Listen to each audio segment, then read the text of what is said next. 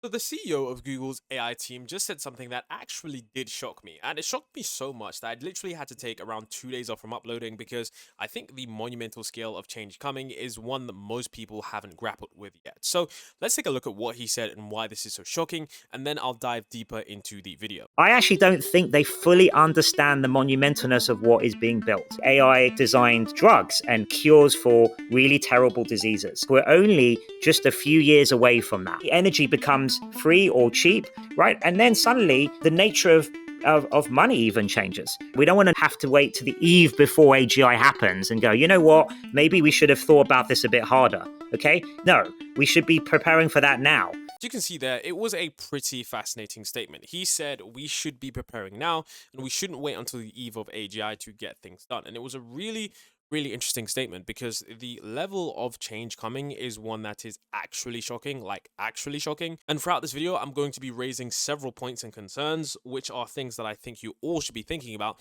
and stuff that you should know. So essentially, this video is going to be taking a deep dive into the term post-labor economics. And to my knowledge, the only person that I've seen really cover this on YouTube is David Shapiro, which is someone else that does AI videos. But I think it's a rather interesting debate slash concept because it is something that we will be living in fairly soon. And essentially post-labor economics is just the fact that right now society and the economy is, going around based on human labor. But what happens in a post-AGI society when AGI is the dominant force that does the majority of the work and the majority of the intelligence? We move to post-labor economics, which is just after that. So it's after the labor. We're on a very different time scale. So the thing is that this is happening. Okay, this is something that if you aren't paying attention, you aren't going to realize that this is coming. Now, these are just the first 3 links I clicked on a website that hosts. It actually just hosts like every single instance of AI being replacing someone's job, and it's essentially a website that shows you how quickly this technology is going to be impacting the world. And I've looked at several different studies, and we're just going to take a look at these. But you can see IBM to pause hiring in a plan to replace 7,800 jobs with AI. Bloomberg reports. Klarna says it's going to lay off 700 people after the AI can do the work of 700 agents. Duolingo has cut about 10% of its contractors as part of a shift towards heavier reliance on artificial intelligence. And these are just recently, okay? And this is going to get worse because the thing is, technology gets better. It means it becomes more usable, it becomes more efficient, and it also becomes cheaper to use, which means it becomes more economically viable for these companies to use. And the point I'm trying to make here, guys, is that this is something that is coming. What we are seeing now is just the first instances of these companies coming around. There are some companies that, likely just are stuck in their old ways, probably don't want to use the technology, and eventually they will come around, because what happens with time is that the companies that use AI compared to the companies that don't use AI will be far more productive, probably 2 to 3 times more productive. And over time, those companies are just going to lose because it's capitalism, it's competition, and if you don't evolve, you will die. And the more efficient companies over the long term do win. So it is something that is going to happen, and it's something that is inevitable, which means, okay, we have to talk about what society is going to be like, because like he said, okay, this is something that people are not prepared for, and society is just simply not prepared for. Now, essentially, one thing that continually discussed, and something that I do see quite a lot discussed, is of course the concept of universal basic income. Now, universal basic income proposes that the government give every adult citizen a set amount of money on a regular basis, typically without conditions related to wealth or employment. And the aims of such a system includes reducing poverty and helping individuals meet basic needs. Now, this is something that, it's been done before in certain experiments, but many people are stating that if we move to a post-labor society and we need, we're in post-labor economics or whatever, universal basic income is going to be something that is necessary because many humans won't be able to provide wealth for themselves due to the loss of, I guess you could say, upward social mobility, and due to the loss of value. Because not only if robots are a thing, are people going to lose their physical standing in terms of what they're able to do with their bodies, in terms of efficiency, but, the intelligence that many people do have is quickly being eroded as AI agents and all of these, smart AI systems become more and more efficient than some people that we do know. So this is likely going to be something that does affect everyone, and it is going to be fascinating on how this technology truly will evolve, because it's something that is just really vast on the spectrum. Like, many people would think that, AI artists were going to be affected last, AI artists were affected first. People would think that, okay, AI is just going to be affecting, some of the really terrible automatable jobs. We're seeing that AI is affecting a lot of the white collar work. So it's something that, this singularity that we're, are coming across is something that we really don't know and cannot predict effectively. And, if you were to go back, like I said, you'd be thinking, artists are going to be last, pick a career in art that's going to be good. But we've seen that, those predictions that we think are so right can often be so wrong. Now, there have been some studies on universal basic income, and I think these studies are really important because they do highlight the effects of universal basic income. For example, you can see that full-time employment among recipients rose and their physical health and emotional health also improved. So basically, if you didn't know, for most people, their main source of, mental health issues is worry. And I remember reading a study quite a while back that, people who have properties that pay for their like lifestyle, people who essentially who have rental income, have like 83% less depression, 83% less stress. It was something insane. But the point is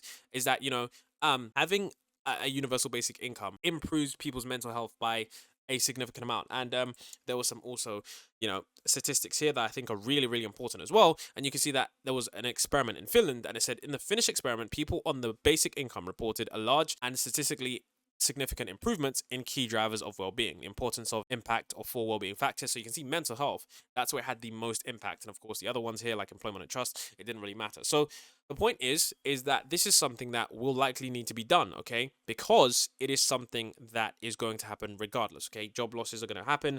And the problem with AI is that it's not like it's a dynamic thing where, jobs are being, new jobs are spurring up. But I think that with AI, even if AI is something that will like take 100 jobs and then replace and then maybe 20 jobs come up. Do you know what I mean? It's not a one-to-one scenario like before when we had the Industrial Revolution. This is something that is fundamentally a labor replacing tool, as said by some other former Google boss as well. So essentially you can see right here as well that you might be thinking, okay, so there's going to be a UBI, but how on earth do we pay for the UBI? Because it is something that we need to talk about. So this is an article about Sam Altman. This is an article from Business Insider. It's rather important. It states that Silicon Valley leaders think AI will one day fund free cash handouts, but experts aren't convinced. So essentially it was covering Sam Altman's blog post where he stated that, in a little as 10 years, AI could generate enough wealth to pay every adult in the United States $13,500 a year. OpenAI CEO Sam Altman said in a 2,933 word piece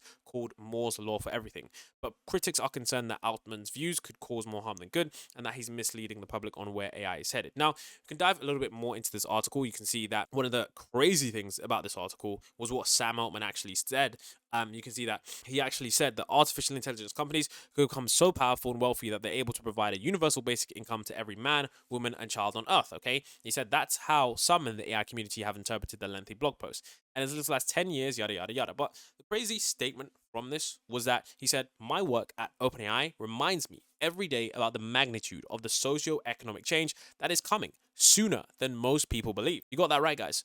Magnitude of socio-economic change that is coming sooner than most people believe. So that is something, pretty insane. And he also said here, but I didn't highlight this, he says software that can think and learn will do more and more of the work that people do right now. And this is something that he said quite some time ago. And we can see that we've evolved, we've upgraded, quite a lot since then. So you can imagine what the next 10 years are going to look like if we factor in exponential change. Now, of course, there is going to be, something that, Sam Altman did talk about, which is, of course, iterative deployment, because the world isn't essentially ready. Sam Altman, of course, and I've brought this up previous times, but this is just to show you guys that, like, whilst they probably do have, future systems like GPT-5 and whatever, they're not going to be deploying them anytime soon. In fact, they might deploy GPT-5 soon, but the point is that they're not going to deploy every system as they get them because the world literally isn't ready. And he said it's the only safe path and the only way for people, society, and institutions to have time to update and internalize what this all means. And I believe that that's very true. I've covered this in another video before. I'm not going to cover all of that stuff again. But the point is that, look, okay, if UBI is something that is going to be needed, which is, universal basic income, something that people talked about quite a bit before. How is that going to be funded? So there was this, okay, which is essentially taxing the capital. And it says one of the main thrusts of the essay is to call a tax to capital. This is from a different article, and it says that's where the UBI money would come from. We could do something called the American Equity Fund.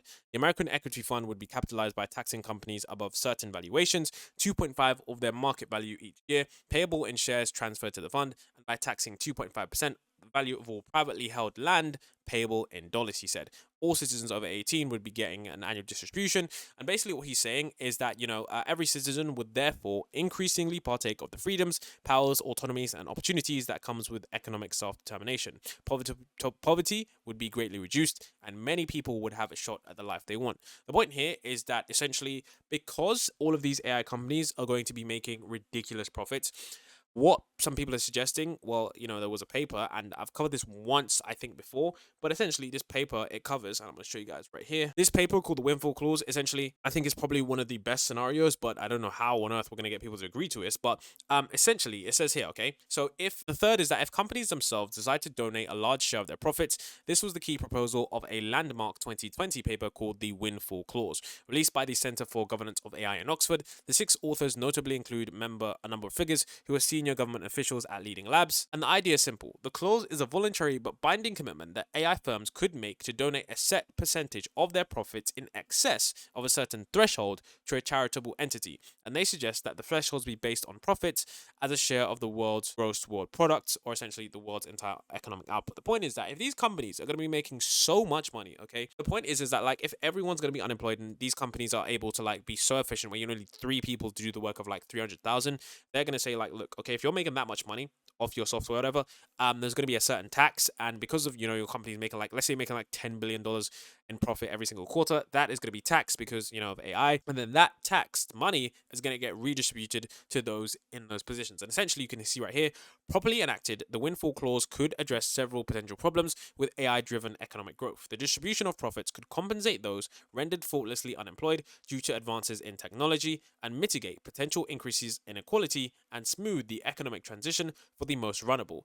Provides AI labs with a credible, tangible mechanisms to demonstrate their commitment to pursuing advanced AI for the common global good. And finally, it provides a concrete suggestion that may stimulate other proposals and discussions about how best to mitigate AI-driven disruption. Point here being, I think this is something that is likely to happen, but with policies and with the law and how slow everything is, with all the agreements and just, the kind of system is, it's really hard to get people to agree on anything. So I have no idea how this is going to work. But the point is that we are moving into an area where, companies are going to get more and more efficient. They're going to get more and more streamlined. And the problem is that, think about it like this, okay? If you're a normal person, okay, you have a normal job, a normal career, you might not lose your job. But for those of you that are going to be in the basket that do, okay, getting rehired, especially if you're like 40 or something like that, retraining and all that stuff is going to be pretty hard. So you're going to be in a pretty precarious situation. So the point is that where do those people in society go? And essentially the windfall clause is there for that. And I think it's going to be important because in the future, I'm not sure how we're going to deal with an excess part of the population that just doesn't have work because they're just simply not enough jobs to go around, or maybe due to certain socioeconomic factors they're unable to. So another thing that people do need to think about as well is the loss of meaning, and that was something that was covered in another video. And essentially this post from Reddit is a very, very important one, and it says that ever feel, why am I doing this when this will be obsolete when AGI hits? It says, I don't think people realize when AGI hits, not only will this usher into a jobless society, but also the mere concept of being useful to another human will end. Now this post is a little bit more on the doomer side, but it does have a good point. It says the concept is so integral to human society now that if you're bored with your job and you want another venture, most of your options have something to do with that concept somehow. Learn a new language, what's the point if we have perfect translators? Write a novel, what's the point if nobody's going to read it since they can get better ones by machines? Learn about a new scientific field, what's the point if no one's going to ask you about it? Ever felt that what's the point will soon be obsolete with anything that you will do? Now this is a good point, and of course there are caveats to this argument, but the point is that if machines are absolutely better than humans at absolutely everything, okay, some people are going to be asking, what is the point? Now you could say that, look, okay, people will always find things to do. Jobs don't need to exist for people to achieve things, but people play sports, they play competitive games, they play chess, they solve puzzles, but I do think that it is an important issue because a lot of people are thinking, what is the point of me doing this? Like I've seen a lot of people recently, who are coding and say like, look, we know they're working on some crazy coding systems. There was a recent breakthrough in some, coding startup. People are investing hundreds of millions of dollars into it. And some people are like, look, I'm working on something, I'm coding on something. And like, what is the even point? Like in the back of their head, they are thinking, what is the point if I know this is going to be obsolete? And essentially there's this loss of purpose that many humans are going to have to deal with when their entire field becomes obsolete. And I think that is something that we also need to deal with as well,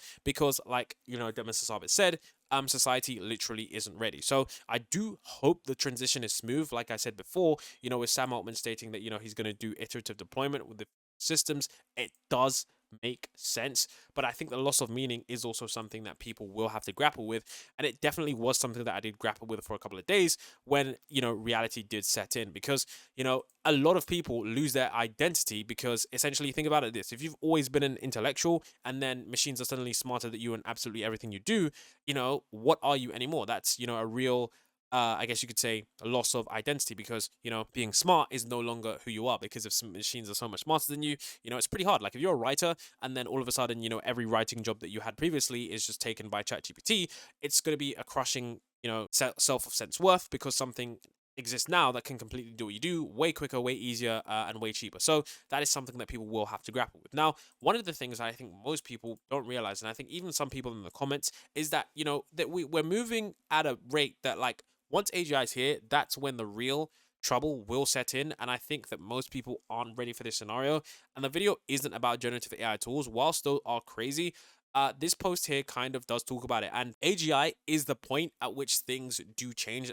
That's the point, like where the singularity kind of does happen, where we jump off into that cliff of the unknown, and things do become crazy. And I don't think AGI is that far away, so it's actually pretty concerning to think about. Because someone also commented about this, and this was a really, really interesting thing, because I don't have an answer for this. I've even looked at podcasts, okay, and I've looked around, and every time the interviewer gets asked this question, they never come up with a decent response, okay?